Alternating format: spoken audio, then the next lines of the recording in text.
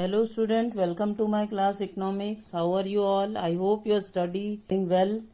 Okay students, तो आज की इस क्लास में हम 11th क्लास का जो कंज्यूमर इक्विलिब्रियम चैप्टर है उसको कंटिन्यू कर लेते हैं। इसके पहले वाली वीडियो में मैंने आपको कंज्यूमर इक्विलिब्रियम के बारे में बताया था कि कंज्यूमर इक्विलिब्रियम होता क्या है और उसकी जो इम्पोर्टेंट टर्म्स वो कौन सी होती हैं, और law of diminishing marginal utility भी मैंने आपको एक्सप्लेन कर दिया है। After that students, today we have to discuss consumer equilibrium in case of single commodity. It means जब कंज्यूमर मार्केट में कोई सिंगल कमोडिटी परचेज करने के लिए जाता है तो उसे सेटिस्फेक्शन कब मिलता है। तो इसके पहले हम एक बार रिबैक कर लेते हैं कंज्यूमर इक्विलिब्रियम की definition. Okay students, consumer equilibrium refers to the situation when a consumer is having maximum satisfaction. Consumer equilibrium एक ऐसी सिचुएशन है, एक ऐसा सिक्योर पॉइंट है जहां पर कंज्यूमर को मैक्सिमम सेटिस्फेक्शन मिलता है अपने लिमिटेड इनकम से, कि उसके पास जो गिवन इनकम है वो कितनी है। Let's we understand consumer equilibrium in case of single commodity. देखिए students, the law of DMU हमने इसके पहले पढ़ा था, तो यही लॉ जो है ये यूज किया जाएगा consumer equilibrium in case of single commodity को समझने के लिए। जो हमने ऑल द एजम्पशन, जो लॉ ऑफ डीएमयू की एजम्पशन हमने जो देखी थी, वही एजम्पशन यहाँ पर भी हम फिर से पढ़ेंगे। ओके स्टूडेंट्स, तो consumer is purchasing a single commodity will be at equilibrium when he is buying such a quality of that commodity which gives maximum satisfaction। Consumer एक सिंगल कमोडिटी को परचेस कर रहा है, वो उसे इक्विलिब्रियम कब देगी, जब उसकी क्वांटिटी जो है मैक्सिमम सेटिस्फेक्शन देगी। फर्स्ट पॉइंट है price of the given commodity, कि गिवन कमोडिटी का प्राइस क्या है, कितने रुपीज प्राइस है, 20 है, 30 है, 40 है।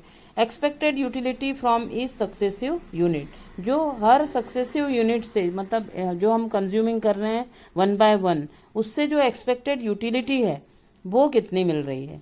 Okay students, to determine the equilibrium point consumer compare the price of the given commodity with its utility.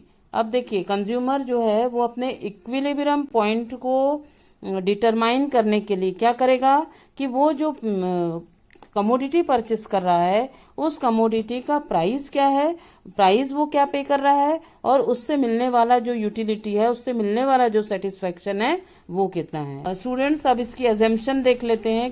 तो एजम्पशन में सबसे पहली है रैशनल कंज्यूमर, कि उसे ये पता होना चाहिए कि सेटिस्फेक्शन को, उसकी जो इम्पोर्टेंट की जो कैरेक्टरिस्टिक्स है उसको मेजर कर सके, कैलकुलेट कर सके, इस बात का ज्ञान होना चाहिए कंज्यूमर को।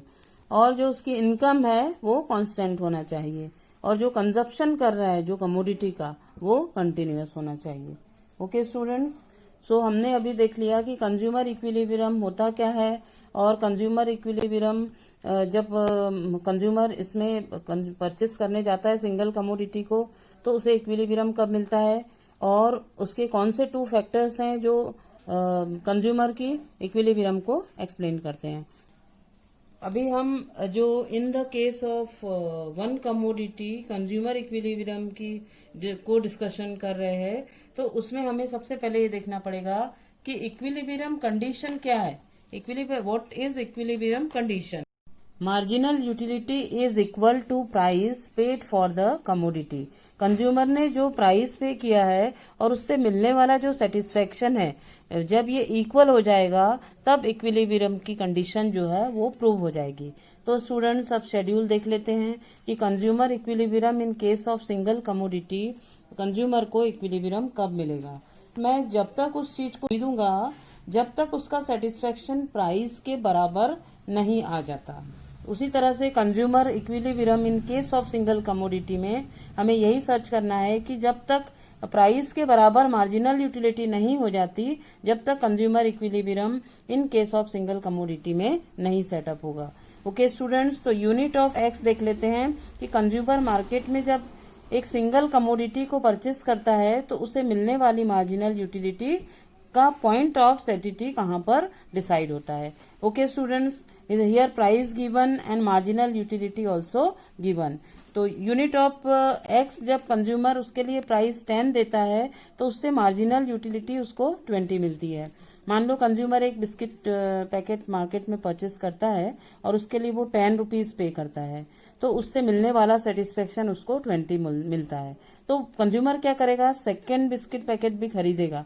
क्यों? क्योंकि उससे मिलने वाला सेटिस्फेक्शन जो है वो थोड़ा सा कम होगा, पर जो सेटिस्फेक्शन है प्राइस के बदले में ज्यादा होगा।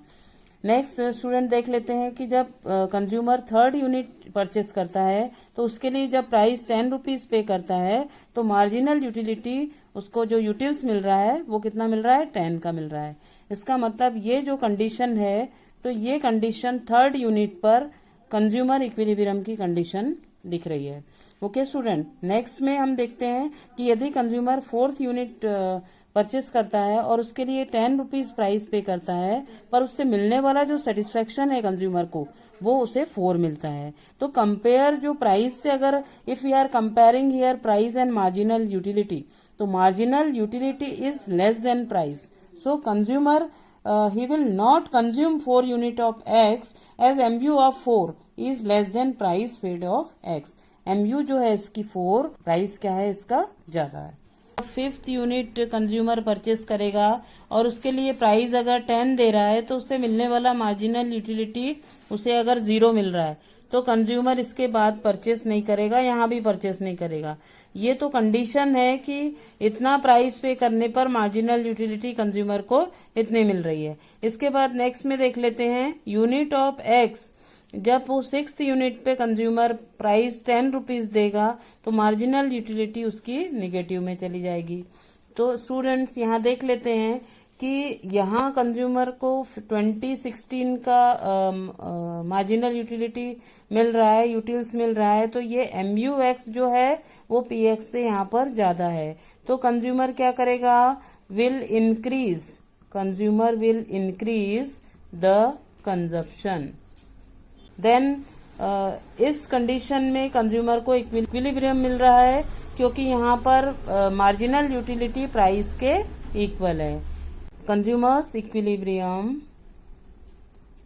MUX is equal to PX, मतलब कंज्यूमर ने जितना प्राइस पे किया है उसके बराबर उसको मिलने वाला यूटिलिटी इक्वल है। Okay students, here we see MUX is less than PX। It means consumer will decrease the consumption.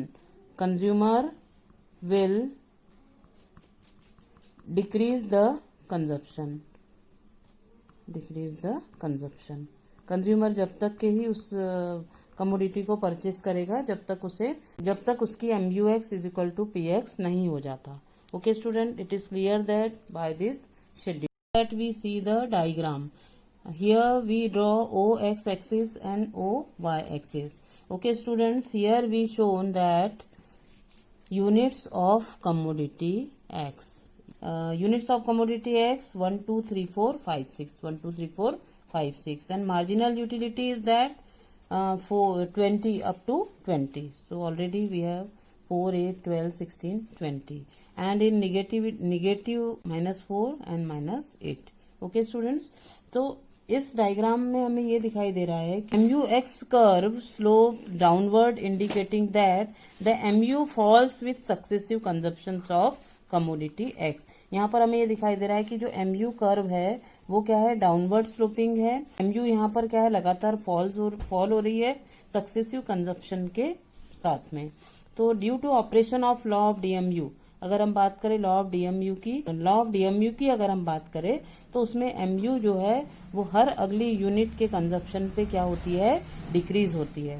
Okay students, and price PX is a horizontal and straight price line. ये straight price line क्यों बना है student, क्योंकि यहाँ पर हमारा price क्या है, ये फिक्स्ड है। ओके स्टूडेंट, इसीलिए यहाँ पर ये प्राइस लाइन क्या बनी है, प्राइस लाइन यहाँ पर स्ट्रेट बनी है। प्राइस लाइन को यहाँ पर नेम दे देते हैं, ये आगे चली जाएगी और ये PX।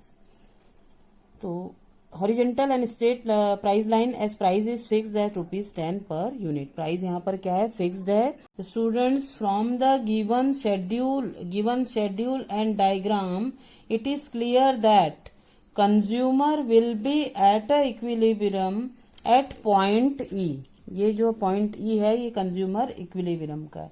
When he consume third unit of commodity, जब वो थर्ड यूनिट ऑफ कमोडिटी को कंज्यूम कर रहा है तो यहाँ पर MUX = PX है।